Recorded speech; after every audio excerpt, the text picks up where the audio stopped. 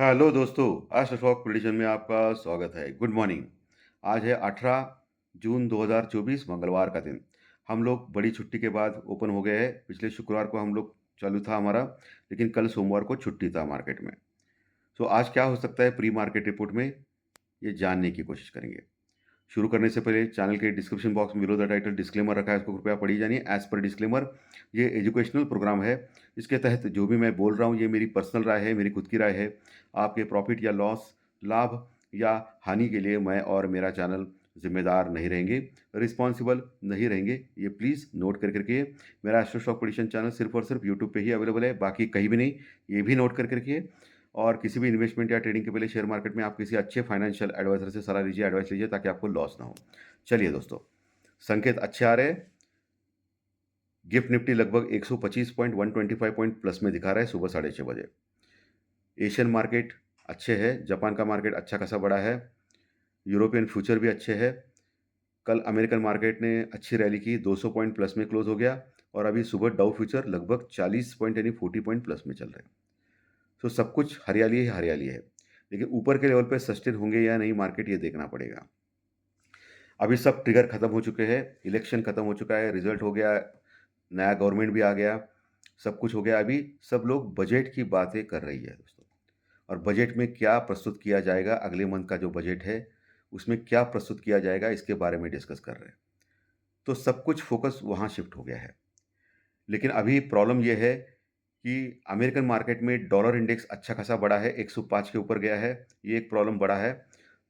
10 साल की bond yield ठीक है, वही है, कोई प्रॉब्लम नहीं, समस्या नहीं है। लेकिन क्रूड ऑयल ज़बरदस्त बढ़ा है दोस्तों, क्योंकि तनाव की चल रहा है, इस्राएल और हमास के बीच में जो चल रहा है, उसके कारण क्रूड ऑयल बहुत ज़्यादा बढ़ गया है।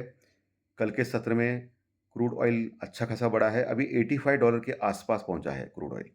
और ये हमारे लिए समस्या है।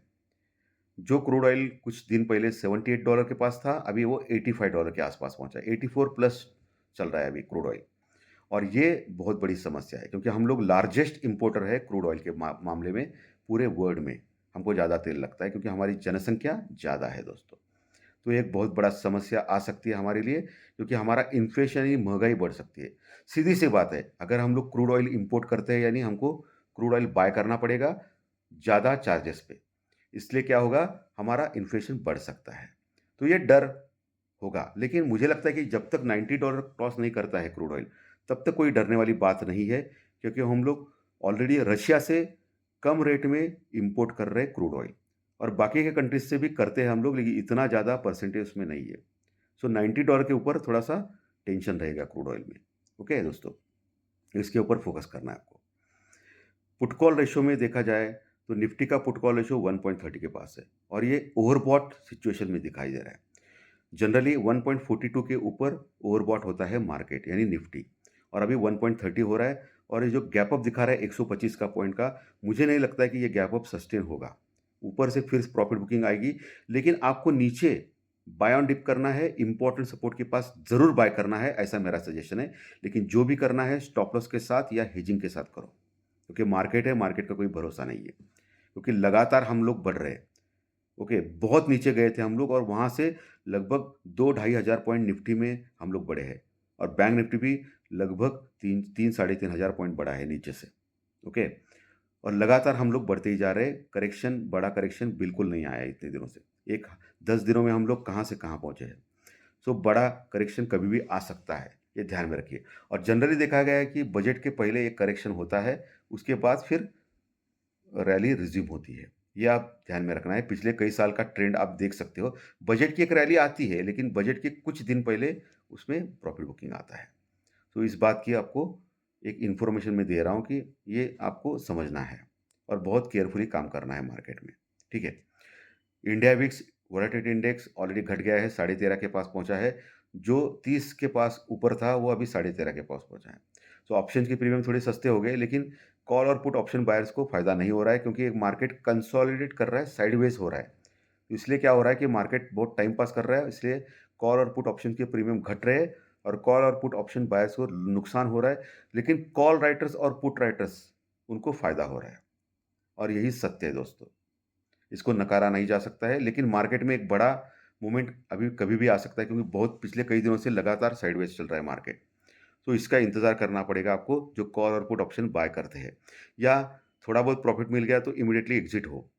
रुकेंगे तो आपका कॉल और पुट का ऑप्शन प्रीमियम डिके हो जाएगा। ये ध्यान में रखना है आपको, ठीक है? एशियन मार्केट ठीक-ठाक है और सभी सभी जगह हरियाली चल रही है, अच्छा चल रहा है, पॉज़िटिव मूवमेंट चल रहा है दोस्तों। तो अभी लेवल्स के ऊपर आते हैं। लेवल्स में निफ्टी गैप अप हो रहा है। निफ्टी क्लोज़ हो गया था शुक्रवार के सत्र में 23,465 के पास, 23,465 के पास। गैप अप हो रहा है तो लगभग 23,600 के नीचे खुल सकते हैं हम लोग, 23,600 के पास। और जैसे कि एक साइकोलॉजिकल लेवल था कॉल राइटर्स का भी लेवल था और साइकोलॉजिकल लेवल्स था 23,500 से लेके 550 का लेवल, जो एक रेजिस्टेंस वर्कआउट था। उसके ऊपर खुल रहे, तो ये अच्छी बात है।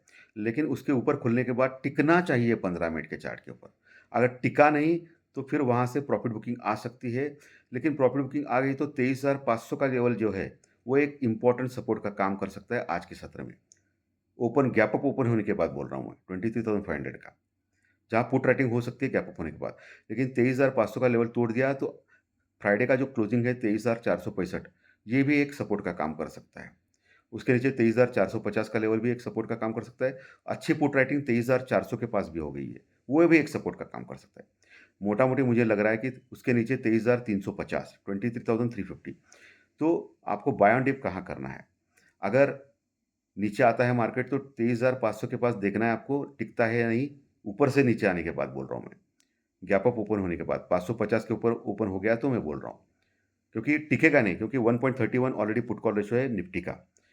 ओपन होने के बाद 1.40 के आसपास जा सकता है और वहाँ हल्की सी प्रॉफिट बुकिंग आ सकती है और नीचे आ सकता है मार्केट, इसके लिए बोल रहा हूँ। टिक गया तो फिर 23,650 और 23,700 के लेवल भी आज ही आएँगे, ये भी ध्यान में रखना है आपको। नीचे गया 23,500 के नीचे तो 23,450 पहला सपोर्ट, उसके नीचे 23,380 से 23,420 ये दूसरा सपोर्ट, उसके नीचे 23,350 से 380 का ये तीसरा सपोर्ट है। 23,350 के नीचे गया तो फिर मामला बिगड़ सकता है और फिर 23,250 तक 23,250 तक जा सकता है निफ्टी, वहाँ एक अच्छा सपोर्ट है। जब तक 23,200-250 का लेवल तोड़ता नहीं, तब तक डरने वाली बात नहीं है निफ्टी में। ये नीचे के लेवल हो गया, ऊपर के लेवल हो गया। बैंक निफ्टी 50,000 के ऊपर पास क्लोज़ हो गया था, गैप अप हो गया है, तो 50,350 के आसपास खुल सकता है। तो वहाँ एक रेजिस्टेंस रुकावट है, वो ध्यान में रखना है। 50,350 के ऊपर अगर टिकता है, तो 50,550 दूसरा रेजिस्टेंस रुकावट है, जहाँ फिर से अटकने की बात है, तो वहाँ आप शॉर्ट कर सकते हो या पुट ले सकते हो स्टॉप लॉस के साथ। अगर 50,550 के ऊपर टिकता है 15 मिनट के चार्ट पे, तो फिर 51,000 के आसपास का जो ऑल टाइम हाई है, 50,900 समथिंग, वहाँ तक जाने की कोशिश करेगा और फिर वहाँ रेजिस्टेंस है, रुकावट है, वहाँ आप पुट ले सकते हो स्टॉप लॉस के साथ, ठीक है? नीचे 49,800 एक अच्छा सपोर्ट है, मजबूत सपोर्ट है। उसके नीचे गया तो 49,650 एक दूसरा सपोर्ट, उसके नीचे 49,450 से लेके 550 ये तीसरा सपोर्ट। 49,400 से नीचे गया, तो फिर 49,000 एक आखिरी उम्मीद है बैंक निफ्टी में, 49,000 के नीचे नहीं जाना चाहिए, ये ध्यान में रखिए दोस्तों। ये सपोर्ट रेजिस्टेंस है, आज मार्केट गैप अप होने के बाद हल्की सी प्रॉफिट बुकिंग दिखा सकता है, तो आपको नीचे से ही बाय करना है, बाय ऑन डिप करना है, ये आपको ध्यान में रखना है दोस्तों, ठीक है? और आज स्टॉक जो है, वो मुझे लगता है कि आईटी और बढ़ सकता है, लेकिन आईटी में थोड़ा-सा ऊपर के लेवल पे सतर्क रहना है, प्रॉफिट बुकिंग आ सकती है। और एफएमसीजी स्टॉक जो है और फार्मा पिछले हफ्ते चले नहीं, तो इस हफ्ते चलने की उम्मीद है दोस्तों, इसमें आपको ध्यान में रखना है। तो धन्यवाद दोस्तों, आज का विषय अच्छा लगा तो लाइक दबाइए, कमेंट बॉक्स में कमेंट लिखिए और जो नए दर्शक पहली बार चैनल देख रहे हैं, वो सब्सक्राइब का बटन ज़रूर दबाएँ, ताकि आपको आने वाले सभी वीडियोज़ इसी चैनल के ऊपर सिर्फ़ और सिर्फ़ यूट्यूब के ऊपर ज़रूर देखने को मिलेगी। धन्यवाद, फिर मिलेंगे दोपहर में फाइनेंशियल एस्ट्रो के स्टॉक मार्केट प्रेडिक्शन कार्यक्रम में। Thank you very much.